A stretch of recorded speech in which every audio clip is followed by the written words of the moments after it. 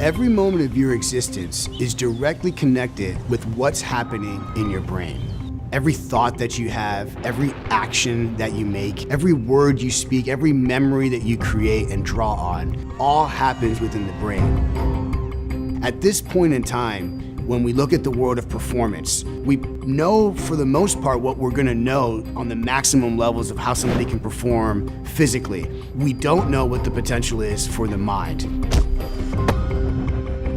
No one has ever reached their full potential, and I don't believe anyone ever will. But that's what's exciting, because it means that that's where the area for growth and improvement lives.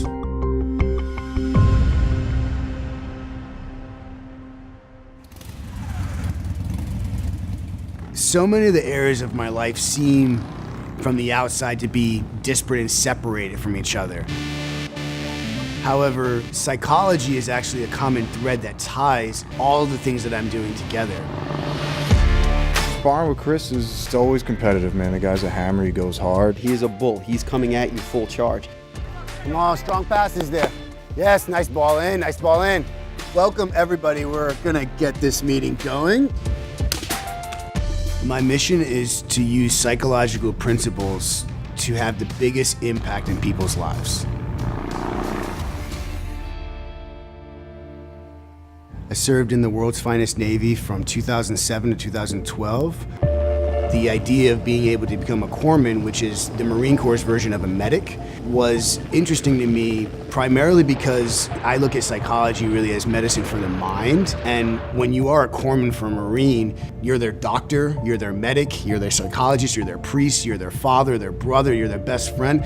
And so having had the responsibility of having people at the depths of situations, circumstances entrust you, that lends itself well to psychology. I took a number of college courses while I was active duty. One of those first courses was a Psychology 101 course. And from that moment on, something just clicked and I just knew like that was it. I wanted to become a specialist in the mind. And then when I got out, I started off as a 30-year-old junior at Drexel University as an undergrad, trying to pursue this dream to become a clinical psychologist.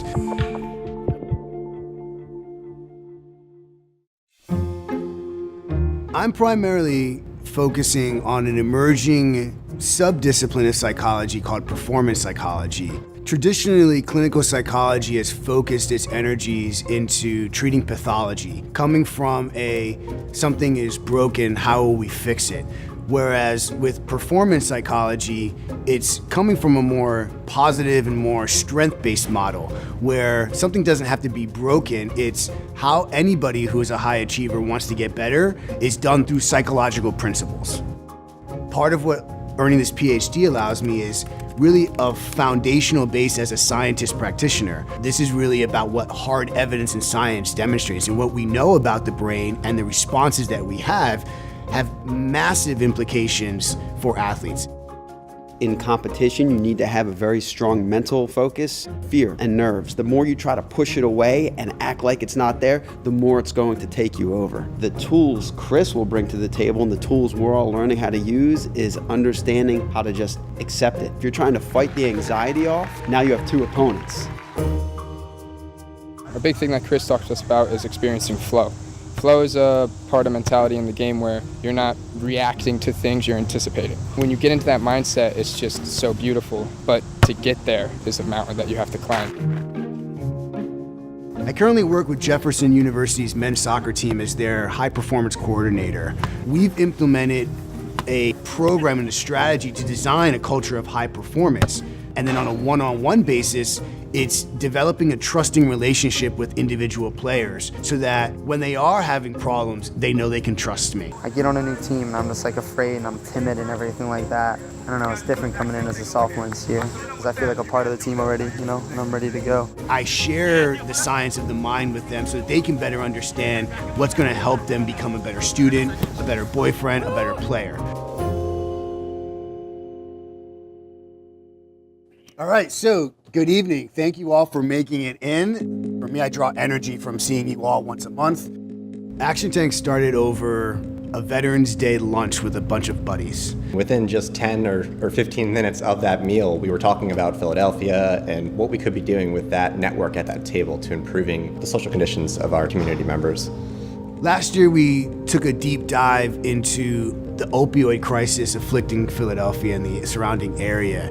This year, we've decided to take on food insecurity. Not enough Philadelphians know that 1 in 5 Philadelphians is food insecure.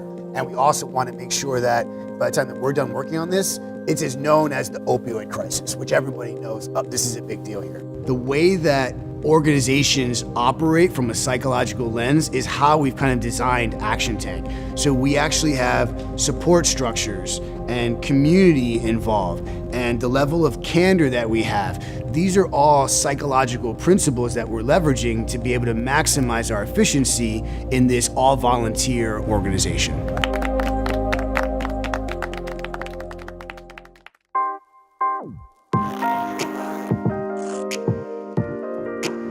The impact that I want to have as a Tillman Scholar is to be able to change the world through individual relationships. I've seen through psychology, through one-on-one conversations with people, one sentence gets thrown out there and it changes the entire course of someone's life potentially. When you start magnifying that impact, it's incredible what those conversations can actually do. I never knew Pat. I'm not trying to be Pat Tillman and live his life. What I do know is that he's lived a life of conviction and he wasn't afraid to do things his own way. That spirit is something that I very much resonate with and will continue to do things kind of my way as long as it's authentic to what my beliefs are.